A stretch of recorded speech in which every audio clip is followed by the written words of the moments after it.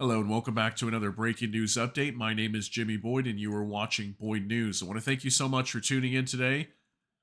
So this video is going to be very interesting because I have put out many alerts of multiple defense ministers in different countries in Europe, okay? Top leaders of many different European nations, major generals of armies like in the UK.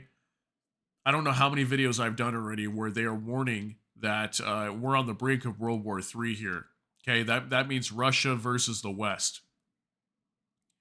Well, now we've got Putin's closest ally, Alexander Lukashenko, the president of Belarus, coming out and saying that the world has again come to the brink of the abyss, and he is actively preparing his country for World War III right now. Now, again, many people are probably going to think, okay, this is just more fear mongering. Okay, I got you. I hear you. But look at this for a moment. Most of the fear mongering has been coming from the West, right? We don't really hear too much from Russia. I mean, they might throw some nuclear words out there here and there and be like, hey, if you do this to us, we will use nuclear weapons. But we don't really hear much coming from Russia or their allies saying, like, hey, we're on the verge of war here. I mean, North Korea's come out, but that's Kim Jong Un. We all know Kim Jong Un, right? And he comes out quite a bit. He's very fear mongering all the time, and maybe one day he'll launch an offensive, but he hasn't, right? But the fact that Alexander Lukashenko is coming out, he's been relatively quiet here for a long time now. Okay, and understand too that Belarus has tactical nuclear weapons from Russia inside their country right now. I don't know why they seem to be so concerned if they've got the protection blanket from Russia, and I think a lot of this has to do with this NATO exercise, this Steadfast Defender 22 or 24, excuse me. It's a major exercise that NATO's holding to make sure that they can, protect their land and protect their countries. So, yeah, I want to go into this here and let's talk about this because this is very interesting that Alexander Lukashenko is coming out. This is on Newsweek. Putin's closest ally is preparing for World War III. Concerns over a third world war are legitimate, Belarus leader said on Tuesday, as the country's Russia-aligned leadership solidified plans to be prepared as much as possible for future confrontation, okay? He's speaking a lot like the West here. Understand that. He is not part of the West. He is Russia's ally. And now he's coming out and saying this. The world has again come to the brink of the abyss, Belarus, a strongman leader, Alexander Lukashenko said on Tuesday during a meeting with senior officials in the country's capital, Minsk. We must be prepared as much as possible to neutralize risks and threats, he said in remarks carried by the state-run BEITA news agency. There are grounds for concerns about a third world war, he said. So once again, another person coming out and warning on World War III. The full-scale war in Ukraine, which will reach the 2-year mark later this week, has heightened global fears of a wider conflict spilling over Ukraine's borders. The ongoing conflict is the largest in Europe since World War II, and references to the possible use of nuclear weapons have ratcheted up anxieties at a time when other conflicts are flaring up across the world. Okay, now that they're talking about Ukraine here, let me just note this real quick. Ukraine is falling back right now. They just lost Avdiivka a few days ago, a major key eastern city in Ukraine. They're going to continue to lose territory here because this aid package, unless this aid package gets passed in U.S. Congress, is $60 billion, they are getting no extra supplies, no ammunition, no artillery shells, no nothing. Okay? Ukraine is in a very, very vulnerable position right now, and I've been telling you all this for a very long time. The outcome of this war decides which way the world goes, okay? Neither side wants to lose this war. Russia's 100% committed. I just put out a video the other day. Their defense spending in their country is at 7.5%. Most NATO members are like between 1 and 3% or 1 or 2% on average. Russia's at 7.5%, guys. Understand that. They are fully committed to this war in Ukraine, as is the West. The West is very committed as well. But what's happening right now?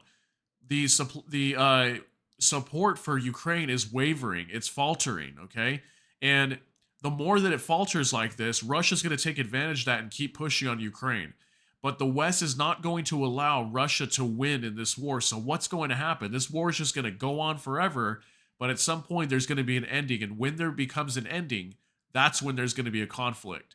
That's when the two sides are going to clash, and I think that's what Lukashenko here is worried about.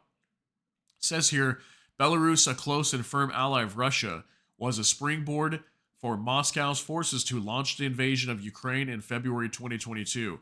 The Kremlin has moved tactical nuclear weapons to the country, which has also played host to Wagner Group mercenaries after their departure from Russian soil.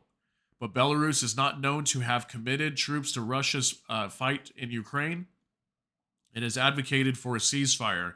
Although it regularly follows the Kremlin's line on geopolitics, it holds joint military drills with Moscow, and training with the Wagner mercenaries has yielded results, Lukashenko said.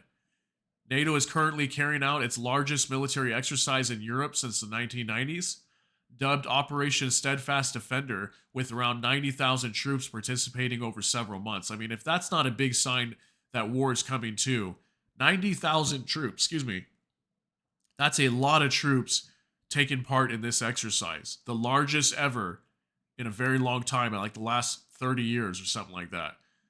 Referencing the drills, Lukashenko said Minsk intelligence agencies were keeping the finger on the pulse, claiming that approximately 32,000 troops from NATO members were deployed in the immediate vicinity of Belarus and Russia. So a lot of these troops, too, are right next to Belarus's border.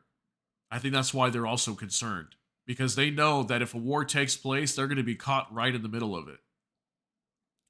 I would like to characterize the current phase of the civilizational confrontation between the East and West as follows. The masks have completely dropped, Lukashenko said on Tuesday. So basically, everybody has exposed themselves for who they are, and no one's playing games no more in a way, is kind of what he's saying. We need to acknowledge how serious the situation is. Look at this.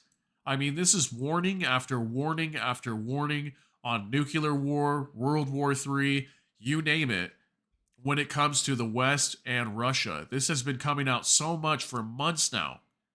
Okay, months this has been going on. 2 new divisions of S-400 anti-aircraft systems are now in service with the country's military, Lukashenko said, referring to mobile surface-to-air missile systems that are considered a rough equivalent to U.S. Patriot air defenses. Another 2 divisions are equipped with Iskander-M missile systems, he said. Belarus has strengthened ties with Russia since the start of Kremlin's invasion of Ukraine. Last month, Minsk and Moscow inked new deals that Putin said showcased a genuine alliance and strategic partnership between Russia and Belarus. Very scary here, ladies and gentlemen. Very scary. I mean, like I said there, he is preparing for World War III now too. And this is the first time since I've been reporting these kinds of, I guess if you want to call it fear-mongering, okay? If you want to call it that, you call it whatever you want. But at the end of the day, if the war really kicks off, it's not really fear-mongering anymore, right? It was actual real warnings. And what if these warnings are actually real? Have you ever thought about that? What if they actually are real warnings and they're not fear-mongering?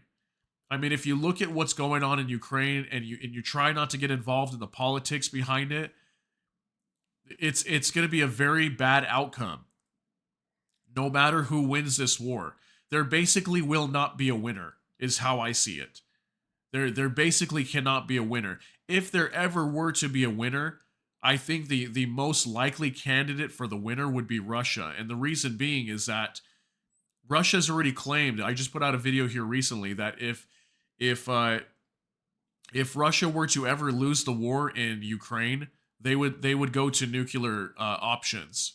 Okay, Dmitry Medvedev, former president, already said that. Former president of Russia, that is.